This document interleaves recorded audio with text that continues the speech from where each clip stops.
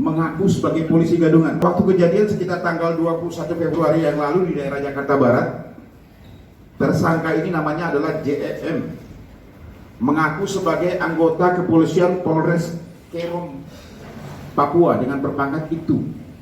Ini pakaiannya, ya.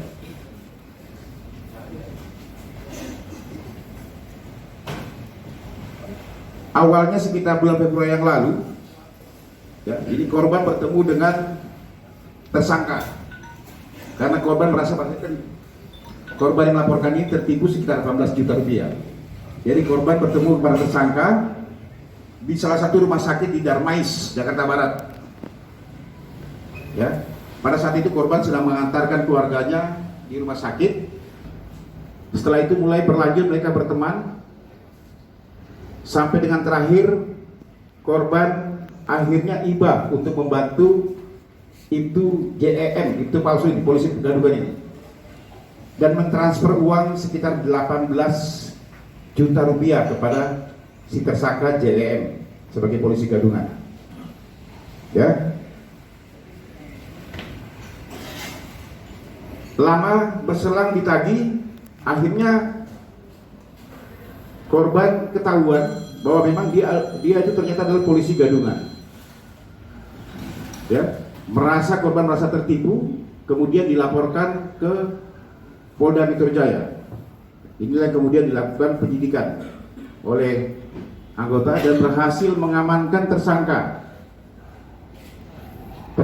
dengan barang bukti beberapa baju-baju yang kita temukan. Nah, dari sini kemudian kita dalami apakah kemungkinan masih ada korban-korban yang lain yang ditipu oleh bersangkutan. Ya, terkuak beberapa memang. Pertama, pakaian ini dia beli dari pasar Senen, kemudian ada juga melalui online. Kita temukan ada beberapa wanita juga yang didekati, dipacari. Kami masih mendalami lagi wanita-wanita yang kita temukan sekarang ini yang ditipu, bukan ditipu sama dia, dengan jadi-jadi akhirnya dipacari karena dia mengaku sebagai polisi. Ada sekitar tiga wanita ya. Nah, 3 wanita yang sempat dipacari, yang semuanya mengatakan bahwa JM ini adalah anggota Polri berpangkat itu. Ini berhasil kita amankan yang bersangkutan. Sekarang ini masih kita proses lagi itu pendalamannya, karena memang penipuannya sudah jelas kita dapati. Korban penipuan adalah seorang laki-laki dengan jumlah 18 juta rupiah. Nah, di sini kita kenakan persangkakan di pasal 378, di Yunto pasal 372 dengan ancaman 4 tahun penjara. Ya, kami masih mendalami terus lagi apakah kemungkinan ada korban-korban lain yang ditipu oleh tersangka ini. Ini mungkin dari teman-teman, silakan ditanyakan.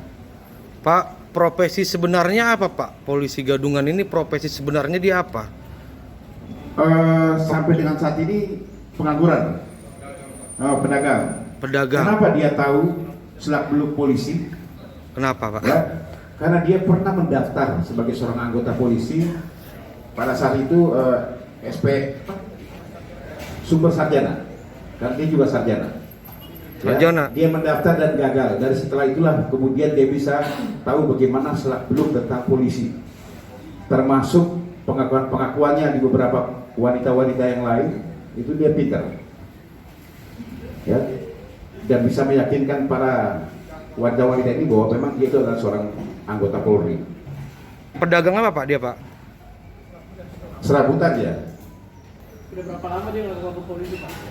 Pengakuannya ini sejak bulan November tahun 2020. Ya, sejak bulan November tahun 2020 dia berinisiatif menjadi polisi gadungan dengan harapan yaitu bisa mendekati perempuan, juga terakhir dilakukan penipuan terhadap seseorang. Jangan lupa subscribe ya.